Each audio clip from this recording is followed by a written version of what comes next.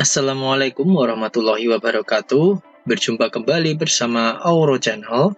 Pada kesempatan kali ini, Auro Channel akan membahas bagaimana cara membeli obligasi di pasar sekunder. Kawan-kawan pasti sudah sering mendengar ORI 13, sukuk retail nomor sekian, seperti itu ya. Tapi yang selama ini kita tahu, ori atau sukuk tersebut dijual di pasar perdana. Artinya kita memesan terlebih dahulu, confirm, baru kita bisa mendapatkan ori atau sukuk tersebut. Namun sebenarnya kita bisa membeli obligasi di pasar sekunder. Artinya obligasi itu sudah dirilis dan kita bisa membelinya ketika obligasi itu sudah berjalan di tengah jalan, seperti itu ya. Bagaimana caranya dan apa yang case-case tertentu yang harus kita perhatikan ketika kita membeli di obligasi di pasar sekunder, kita akan bahas di sini ya. Namun sebelum melanjutkan, please untuk like, share maupun subscribe channel Auro ini sehingga kita lebih bersemangat untuk memberikan konten yang bermanfaat. Terima kasih. Mari kita lanjutkan saja. Baik, kita langsung ya. Jadi obligasi atau surat utang yang negara yang bisa diperdagangkan di pasar sekunder itu adalah diantaranya ini ya kawan-kawan. Ada sukuk retail, fixed rate atau kodenya FR, ada obligasi retail atau kodenya ORI, ada juga obligasi falas dengan kode Indon atau Indois. Ada juga EBA retail, tapi sebenarnya EBA retail ini agak sedikit berbeda karena EBA retail ini ada jaminan berupa asetnya ya kawan-kawan. Misalnya nih, EBA-nya suatu bank atau EBA-nya BTN, dia menjaminkan hasil KPR-nya untuk mendapatkan utang seperti itu. Atau EBA suatu PLTU, dia menjaminkan output MW PLTU-nya untuk membayar utang-utang atau untuk mendapatkan utang-utangnya seperti itu. Jadi EBA itu lebih ke ada jaminan yang sudah pasti seperti itu ya. Tapi anyway, nanti kita akan membahasnya secara global bagaimana sih case-case untuk membeli obligasi atau bond ini di pasar sekunder seperti itu ya.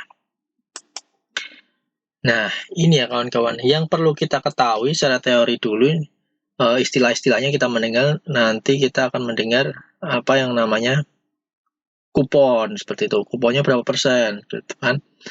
Nilai obligasinya sekarang berapa, seperti itu. Jadi, nilai obligasi yang kita beli di pasar obligasi di pasar sekunder, itu bisa naik, atau istilahnya itu dijual di pasar atau dijual dengan harga premium, atau obligasi itu dijual secara diskon atau di bawah nilai ini ya kawan-kawan, nilai face value-nya atau nilai parnya atau nilai sebenarnya seperti itu. Ada juga istilah jatuh tempo atau tenor, yield to maturity, nanti kita belajarin juga, dan BI 7 days repo rate apa ini nanti kita akan bahas ya. Bisa di capture dulu ya kawan-kawan ini ya, istilah-istilah ini. Minta satu lagi nanti ada namanya face value tadi ya, atau par value, nanti enggak saya tulis di sini, nanti kita akan bahas juga. Oke, next. Nah, kita ini dulu lah yang paling mendasar sebenarnya. Di mana sih kita bisa membeli obligasi di pasar sekunder? Di pasar sekunder mana sih yang menyediakan obligasi sehingga kita bisa membelinya secara mudah seperti itu ya. Yang baru Mimin ketahui ada dua ya. Ada di BCA dengan aplikasi Wilmah-nya dan DBS dengan Digibank-nya. Nah, di sini kawan-kawan bisa membeli obligasi pasar sekunder ini secara online, secara mobile dengan mudah seperti itu ya. Mungkin ada sekuritas lain kawan-kawan yang udah tahu di mana, bisa tulis di kolom komentar ya, nanti akan saya highlight. Tapi sementara yang admin tahu ada BCA dan Digibank ini. Seperti itu. Yang memudahkan kita membeli obligasi di pasar sekunder dengan mudah ya kawan-kawan. Oke, nah ini ya kawan-kawan, tadi ada kita mengenal BI 7 Days Repo Rate. Apa itu? Jadi Bank Indonesia itu mengeluarkan adanya bunga bank acuan. Nah, ini bunga bank ini nantinya akan mempengaruhi apa? Ya nilai deposito, nilai bunga tabungan, nilai bunga pinjaman, seperti itu ya kawan-kawan. Dan ini juga berpengaruh pada nilai obligasi, seperti itu. Misal nih ya, nilai obligasi kita adalah kuponnya adalah 8%. Nah, ternyata bunga 7 days repo rate-nya adalah 3,5%. Nah, otomatis kan obligasi lebih dikejar nih karena bunganya atau return-nya lebih besar dari bunga acuan di Bank Indonesia. Nah, itulah nanti yang membuat obligasi itu nanti dihargai dengan harga premium. Seperti itu ya logikanya. Nah, apabila misalnya bunga acuannya 10%, misalnya ini mimpi lah ya, 10% bunga acuannya, tapi obligasinya tetap nih 8% kuponnya. Nah, nanti di harga di pasar sekundernya, obligasi ini tidak dihargai dengan harga nominalnya. Misal, kita beli nominal kita 1 juta seperti itu. Nah, nanti bisa jadi kita cuma bayarnya 98 atau 97 seperti itu ya. Oke lah, daripada kita bingung-bingung, kita coba kita simulasikan dengan perhitungan lah ya, perhitungan di Excel ya. Mari kita move saja ke Excel-nya. Baik kawan-kawan, kita sudah di form Excel-nya ya. Jadi kita ingin mencoba menghitung nih ya, menghitung nilai obligasi di pasar sekunder seperti itu. Ada contoh kasus seperti ini. Obligasi di pasar sekunder itu kuponnya ada katakanlah 6%. Gitu kan. Nah, 6% ini dengan face value itu 100 ya kawan-kawan. Artinya semua itu dinyatakan dalam 100 gitu, 100% gitu ya. Nah, sekarang itu tahun 2001 dan jatuh tempo dari dari obligasi itu adalah tenornya selesai di tahun 2029 gitu. Jangka waktunya kan berarti 8 tahun ini ya. G19 kurang 18 ini, kurang ini. Masih ada 8 tahun lagi nih. Dengan suku bunganya, cuannya itu adalah 4% misalnya. Ya kan? 4%.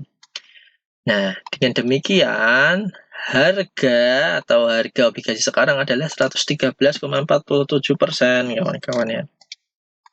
Artinya apa kawan-kawan? Artinya dengan membeli obligasi sekarang ini, misalnya kita nih berminat membeli obligasi 1 juta.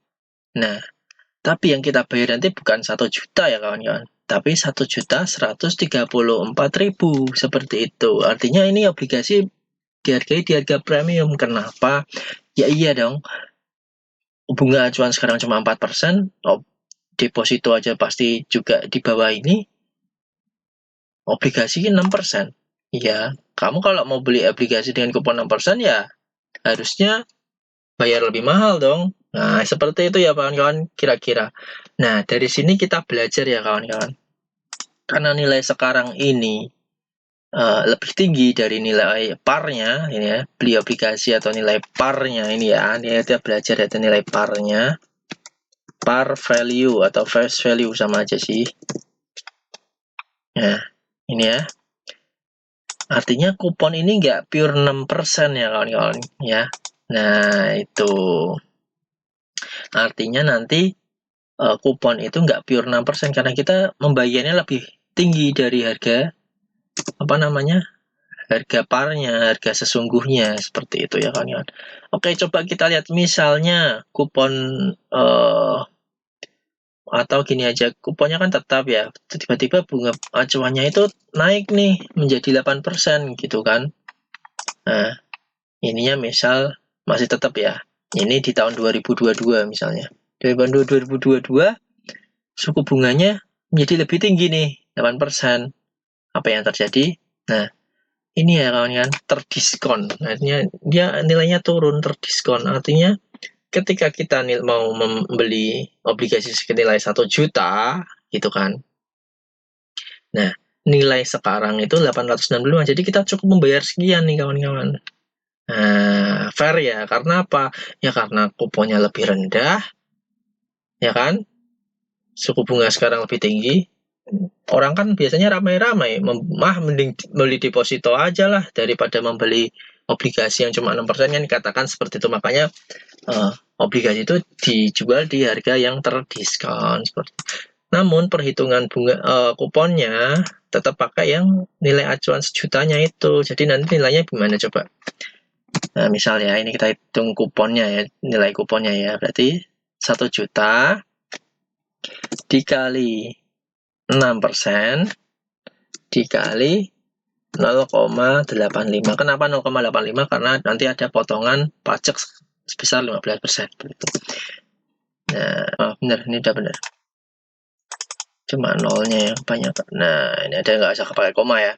Jadi nilai tetap ya kawan-kawan. Jadi nilai obligasinya karena 1 juta kita cuma bayar segini, tapi yang dihitung sebagai kupon itu ya tetap aja yang 1 jutanya seperti itu, ya kan? Nah, nilainya seperti ini ya kawan-kawannya. Di tahun 2023 misalnya, tahun 2023 itu nilai suku bunganya menjadi 6% misalnya. Nah, kalau ada orang yang mau membeli di harga waktu tahun 2023 ya dia cukup membayar sama 1 juta seperti itu ya, kalau nilai parnya, karena nilai kupon dan nilai bunga acuannya sama seperti itu ya. Jadi nilainya adalah 100% atau sama dengan face value-nya itu atau par value-nya itu. Oke ya kawan-kawan. Nah, nilai perhubungan kuponnya tetap karena dia membeli nilai nominalnya 1 juta, cuma harga bayarnya memang berbeda-beda ya kawan-kawan ya. Nah, bisa kita lihat tadi ya, ketika 2021 bunganya itu 4% nih bunga acuannya. Kita membayar lebih mahal kalau kita membeli tahun 2021. Kalau kita mau membeli di tahun 2022 dengan asumsi bunganya itu naik nih, bunga acuannya jadi 8%. Wow, kita membelinya di harga yang diskon nih. Ternyata di tahun 2023 BI memberikan bunga acuan sama nih 6%-nya. Nah, teman-teman kalau membeli obligasi lagi di tahun segitu ya membayarnya adalah 1 juta sama aja gitu loh. Oke kawan-kawan, sudah dilihat dari sini ya. Jadi nanti jangan kaget nanti ada yang 100, 109, 107 seperti itu karena sekarang bunga acuannya itu sangat rendah ya, tadi kita lihat di presentasi tadi bunga acuannya itu sangat rendah, makanya sekarang obligasi itu dijual di harga yang premium seperti itu. Kita kembali ke presentasi ya. Oke, kita tadi kembali ke sini ya kawan-kawan. Nah, ini ya tadi ya kawan-kawan, suku bunga acuannya sangat rendah akhir-akhir ini, mungkin karena COVID ya. Jadi dari tahun 2020 ini turun terus sampai sekarang di 3,5%. Oke, next. Nah, ini ya. Ini salah satu tampilan di Wilma ya, di BCA Wilma tadi.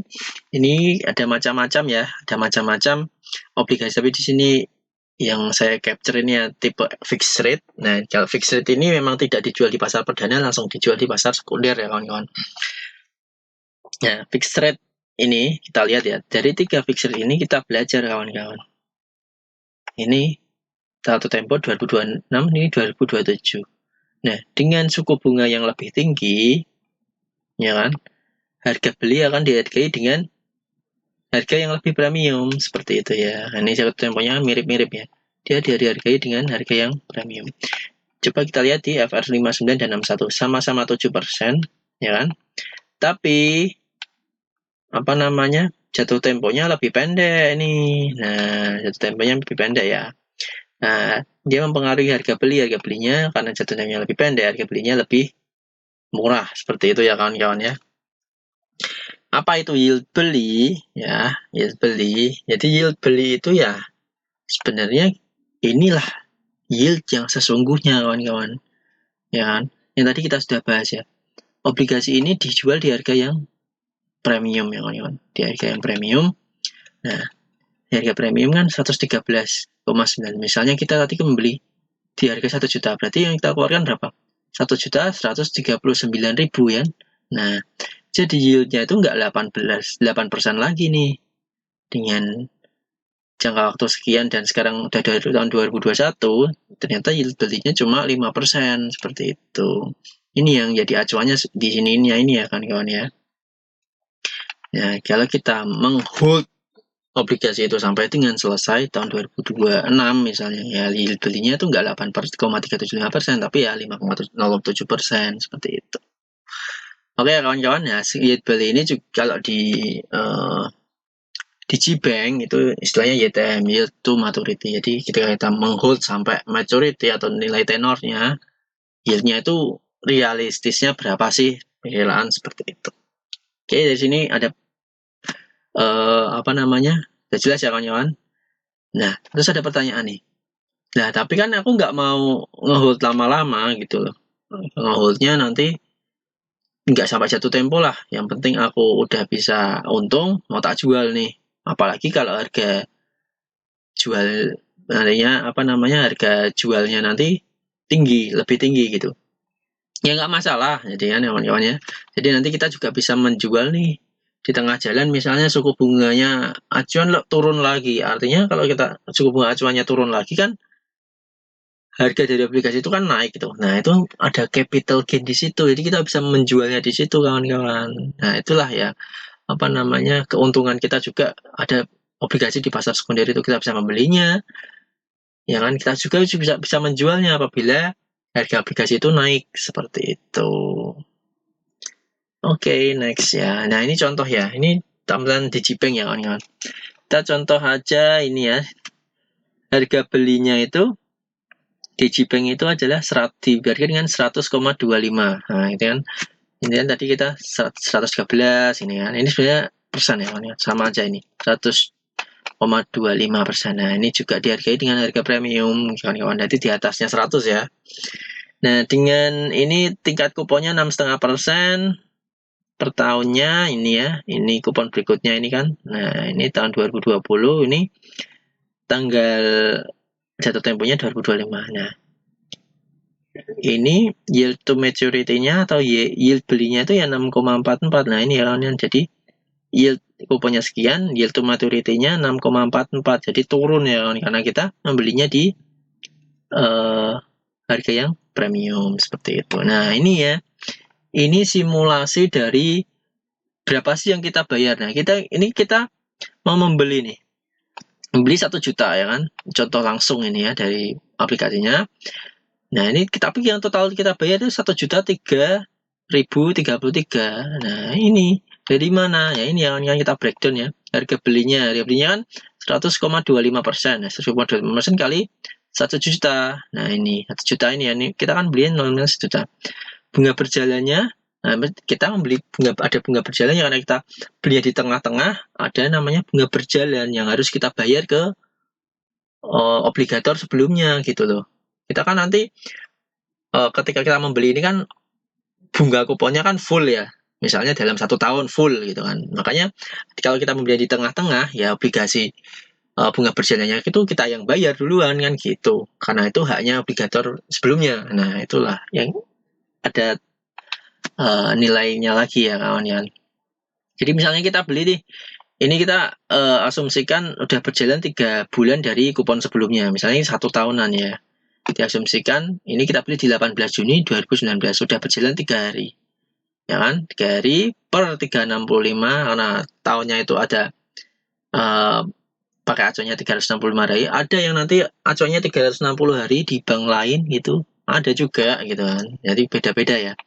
Dikali 6,5% kuponnya ya kawan-kawan, kali 1.533 ya. Kita bisa hitung sendiri ya. Ya. Jadi maaf, ini bukan bunga berjalan ya, jadi nilai beli ya. Kita perbandingkan aja dulu ya. Jadi ini total bayar gitu ya. Oke, kita perbaiki langsung saja. Jadi total bayar yang dibeli di tanggal 18 Juni 2019 ya ini 1.030.000 1.003.000 gitu kan. Ya kawan-kawan ya.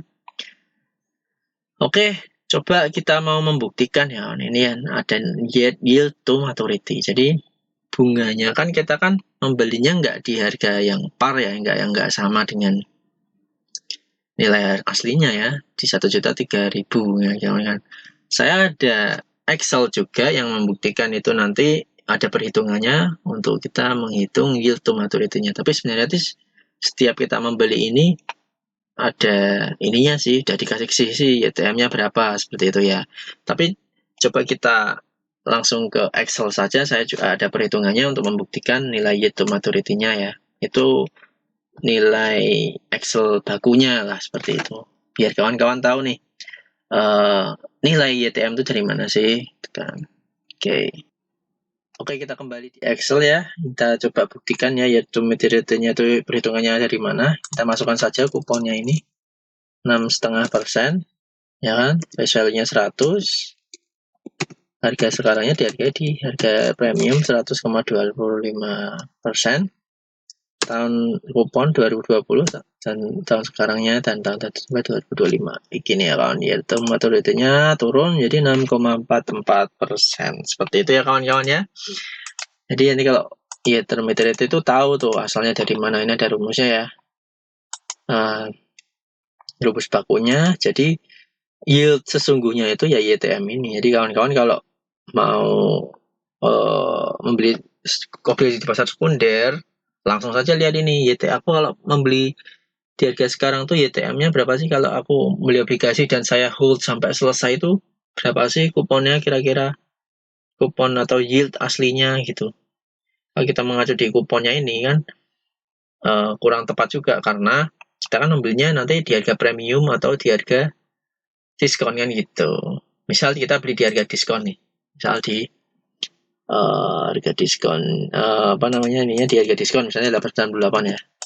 Nah dia lebih tinggi nih, jadi YTM-nya pasti lebih tinggi. Jadi ketika kuponnya 6,5% ya kan, karena kita membeli di harga yang diskon, jadi YTM-nya pasti naik nanti 6,97 seperti itu. Itu satu harga fair ya kawan-kawan. Jadi ada harga fair nanti ketika suku bunga ini di bawahnya suku bunga acuannya itu masih di bawahnya obligasi, jadi obligasi lebih tinggi ya kan, jadi obligasinya yang lebih mahal, wajar. Tapi YTM-nya menjadi turun nih ya kan. Nah ya kan, ini kan coba kita ya, kalau kita beli di harga yang premium YTM-nya turun nih dari harga kupon, fair ya, karena asumsi harga premium ini adalah kupon kita lebih tinggi dari suku bunga acuan. Tapi misalnya suku bunga acuannya naik menjadi 7%, otomatis kan price value-nya kan turun nih ya. Price now-nya kan turun, misalnya jadi 98 gitu kan. Kita membeli 1 juta, bayarnya cuma 980.000 gitu kan. Nah, fair ya kawan-kawan, ternyata dan kita membeli dengan harga diskon, ternyata YTM-nya naik 6,97, mendekati nilai suku bunga acuannya tadi kan 7 ya, jadi naik gitu kan. Jadi obligasi itu tetap laku kan kawan-kawannya. Iyalah, karena kita belinya di harga yang terdiskon seperti itu dengan penghitungan kupon yang tetap gitu kan. Ini ya kawan-kawan, jadi nanti kita bisa kawan-kawan bisa paham ya YTM ini apa ya. Nah, ketika harga terdiskon YTM-nya naik, jadi kita acuannya ini jadi lebih tinggi dari kupon nih, yang sebenarnya yang kita terima itu lebih tinggi dari kupon sesungguhnya seperti itu. Oke, kita move ya kawan-kawan ke Excel lagi, ke presentasi lagi. Oke kawan-kawan, sampai sini ya tadi ya, kita sampai sini. Jadi nanti ada harga beli, nanti juga ada harga jual ya kawan-kawan ya. Dan nggak saya tampilkan di sini, tapi nanti ada harga jual. Jadi harga jual itu ya lebih rendah biasanya misal 100,25. Nah harga jualnya biasanya 100,15 misalnya, atau 100,9 seperti itu ya kawan-kawan. Jadi lebih rendah ya kawan-kawan, seperti membeli itu aja membeli emas seperti itu, ada harga buybacknya seperti itu. Tapi yang nggak jauh-jauh gitu kan, apa namanya itu,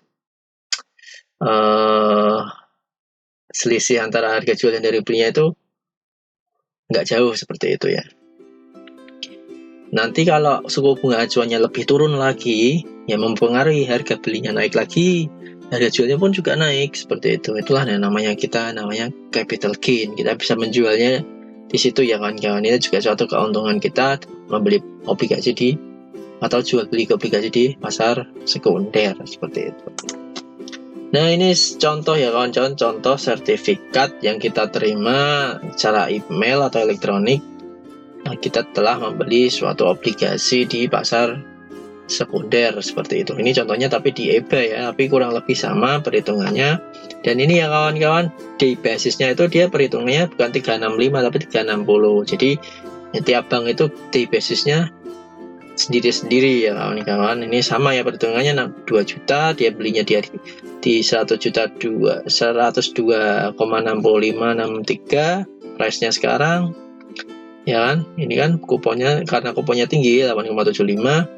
Nah, ternyata yang dibayar adalah ini 2.075.400 karena bunga accurate interest itu bunga berjalannya yang kita bayar ini juga muncul di situ ya. Nah, ini totalnya sekian ya kawan-kawan, sesuai apa yang sudah saya paparkan tadi ya. Sama ya, sebenarnya sama saja ini di GBank. Kalau ini lewat BNI Sekuritas ini ya, beli EBA-nya sama perhitungannya kan ya.